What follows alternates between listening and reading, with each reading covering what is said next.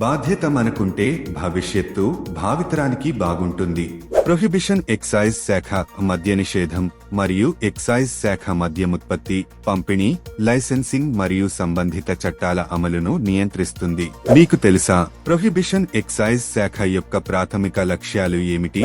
నియంత్రణ, మద్యం, మాదక ద్రవ్యాలు మరియు పొగాకు అమ్మకాలు మరియు వినియోగం చట్టబద్ధమైన నిబంధనలకు లోబడి ఉన్నాయని నిర్ధారించడం, నివారణ, అక్రమ ఉత్పత్తి మరియు అక్రమ రవాణాతో సహా ఈ పదార్థాలతో సంబంధం ఉన్న చట్టవిరుద్ధ కార్యకలాపాలను నిరోధించడం, ప్రజా భద్రత, మాదక ద్రవ్య దుర్వినియోగాన్ని నియంత్రించడం మరియు బాధ్యతాయుతమైన ప్రవర్తనను ప్రోత్సహించడం ద్వారా ప్రజారోగ్యం మరియు భద్రతను మెరుగుపరచడం. ఆదాయ సేకరణ, ఈ పదార్థాలపై పన్నులు మరియు సుంకాలు వసూలు చేయండి, ప్రజా ఆదాయానికి దోహదం చేస్తుంది. సమాచారంతో ఉండండి, సౌకర్యంతో జీవించండి.